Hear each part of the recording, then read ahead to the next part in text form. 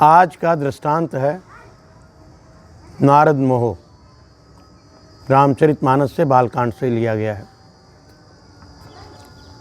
नारद जी एक बार हिमालय की पर्वत पे घूम रहे थे। सुमेरु पर्वत की शिखा पर बहुत शीतल मंद सुगंध त्रिविध हवा बह रही थी और वहाँ वो बैठे तो उनका ध्यानस्थ हो गए, साथ ध्यान लग गया। वैसे नारद जी को शाप था राजा दक्ष का कि वो एक स्थान पे बैठ नहीं सकते, लेकिन वहाँ उनका ध्यान लग गया। ध्यान लगते ही इंद्र का सिंहासन हिला और इंद्र को चिंता हो गई कि नारद जी मेरा राज्य लेना चाहते हैं। तो कामधेनु को भेजा, कामदेव, भगवान कामदेव को बुलाए और उनको भेजा कि जाओ नारद का जो है ध्यान भंग करो। भंग मतलब हटाओ, ध्यान उनका हटे तब उनको प्राप्ति नहीं होगी। तपस्या से, ध्यान से आप पूरे विश्व को कब्जे में कर सकते हैं। ध्यान में इतनी ताकत होती है, मन चाही चीज़ प्राप्त कर सकते हैं। कामदेव गए और उन्हें पूरा प्रयास किया। अप्सराएं आई, बाग बगीचे बने, सुंदर पुष्प हुए, उन्होंने पुष्पवान छोड़े, नाचगान हुआ, लेकिन नारद जी को कोई फ़र्क नहीं पड़ा। और नारद जी को फ़र्क नहीं पड़ा तो कामदेव ने अपनी हार मान ली और उनको प्रणाम किया, क्षमा मांगा। तो नारद जी ने बुरा नहीं माना और कामदेव ने इंद्र जी कहा कि नारद जी की ऐसी कोई इच्छा नहीं थी, लेकिन नारद जी को इसमें अहंकार आ गया क्या? कि कामदेव जैसे मेरे ध्यान को भंग नहीं कर पाए, मैं बहुत बड़ा तपस्वी हो गया। और भगवान अहंकार को तुरंत हर लेते हैं। वो शिव जी के पास गए।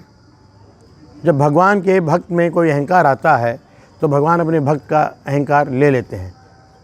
ये भक्त शिव जी के पास गए, पूरी वृतांत सुनाया। शिव जी ने कहा, देखो नारद, तुमने मेरे को तो कह दिया है, यह बात तुम विष्णु जी को मत कहना। लेकिन उनको कहा, उनको तो लगा हुआ था कि जिस चीज़ को मैंने इतनी बड़ी मैंने पदवी पाली कि कामदेव भी मेरा जो है तपस्या भंग नहीं कर पाए, ध्यान भंग नहीं कर पाए। नारायण नारायण करते हुए वो विष्णु जी के पास पहुंच गए। विष्णु जी का, नारद बहुत दिन हो गए आज। तो कहा, महाराज, पूरी वृतांत सुनाने लग गए। आज मैंने तप किया, ध्यान लगाया, वो कामदेव ने पूरी ताकत लगा ली और वो मुझे जीत नहीं पाए। विष्णु ने सोचा कि मेरे भक्त में अहंकार आ गया, इसका अहंकार मिटाना बहुत ज़रूरी है। उन्होंने कहा व्यंग्य में, अरे नारद, तुम इतने बड़े ऋषि हो, तुम्हारे नाम से ही लोगों को ध्यान लग जाता है, तुमने स्वयं लगाया था। और इधर भगवान ने एक शहर की रचना की। वहाँ के राजा का नाम शीलनिधि और उस राजा की राजकुमारी का नाम विश्वमोहिनी। 400 कोस में वो शहर बसाया गया। नारद जी पहुँचे, बड़ा सुंदर शहर। इंद्र को भी, इंद्रलोक, अमरावती को भी, अमरावती से भी सुंदर शहर। अमरावती थी इंद्र की राजधानी का नाम, इंद्रलोक। नारद जी पहुंच गए राजा के पास। राजा ने कन्या को बुलाया, दिखाया। जैसे कन्या को देखा, नारद जी मोहित हो गए। कहा, इनकी वो देखिए। उन्होंने उन मन में देखा तो उनको लगा कि जो इस कन्या से विवाह करेगा वो अजर अमर हो जाएगा, उसको युद्ध में कोई हरा नहीं सकता। लेकिन राजा को उन्होंने कहा, सब बढ़िया बढ़िया है इनके लक्षण, और मन में ठान ली कि अब इस कन्या से मेरा विवाह हो। तो विवाह होने के लिए सुंदर चेहरा चाहिए, और मैं ये सुंदर चेहरा विष्णु भगवान ही दे सकते हैं। इतनी दूर जाऊँ देर हो जाएगी।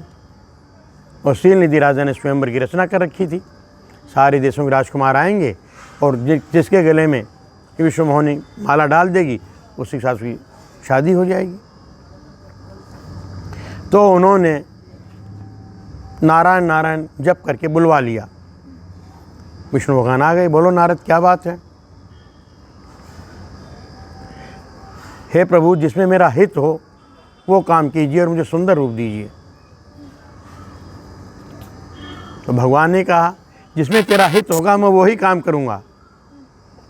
मतलब लाभ, तुम्हारा भला। तो भगवान तो जानते थे इनका भला यह है कि शादी में न जाए, न करें, इनको तो मोह हो गया है। और भगवान तथास्तु कह के भगवान को एकदम कुरूप बंदर का रूप दे दिया। लेकिन उसमें विशेषता यह थी कि स्वयंवर में जो भी राजा आए थे उनको नारद ही दिखाई दे रहे थे। वो कुरूप चेहरा उनका वो राजकुमारी को दिखाई देगा, और दो शिवजी गण आ रहे थे उनको दिखाई दे रहा था। शिवजी गण हंस रहे थे उनका चेहरा देख देख के। नारद जी समझ रहे थे कि मेरा इतना सुंदर चेहरा है इसलिए हंस रहे हैं। राजकुमारी आई स्वयंवर में, और उधर से भगवान विष्णु राजकुमार का वेश धारण करके आ गए, और राजकुमारी ने विष्णु भगवान गले में माला डाल दी। अब बहुत परेशान नारद, तो शिवजी गण बोले अपना चेहरा तो देखो पहले, कितना सुंदर चेहरा आपका है। पानी में जब चेहरा देखा तो एकदम कुरूप बंदर वाला चेहरा।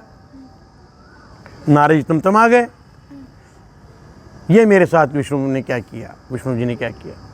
और चले पीछे पीछे, आगे चले तो उनको विष्णु जी, वो राजकुमारी और लक्ष्मी जी मिली। बोले तुमने सबको ठगा है, समुद्र मंथन में तुमने लक्ष्मी को अपने पास रख लिया, और जहर जो है तुमने शिव जी को पिला दिया। तुम हमेशा बढ़िया बढ़िया अपने पास रख लेते हो, ठगते जा रहे हो, कोई बोलने वाला ही नहीं। अब की बार तुम्हारा पाला मेरे से पड़ा है, अब समझ में आएगा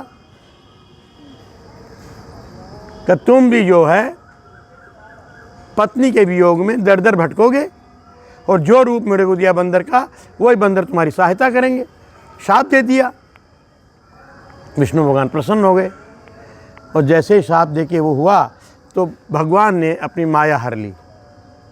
माया हरते ही वो राजकुमारी भी गायब हो गई, लक्ष्मी जी भी गायब हो गई, और नारद का भी माया हट गई। अब उन देखा तो माया थी मेरे ऊपर, भगवान ने मेरे भले के लिए किया था, चरणों पड़ गए, महाराज गलती हो गई, मैं अपना शाप वापस लेता हूँ। शाप वापस नहीं होता, और वो मेरे मन से ही हुआ है। कहता इतना बड़ा मैंने आपको कह दिया, इसका दूर कैसे होगा, ये पाप कैसे हटेगा। कह जाओ तुम विष्णु शिव जी को जपो, शिव जी को जपोगे तब तुम्हारा ये जो है दूर हो जाएगा। तो इस कहानी का ये अर्थ है, भगवान अपने भक्त का अहंकार मोह हर लेते हैं, बशर्ते को भगवान का भक्त हो, भगवान को भजने वाला हो।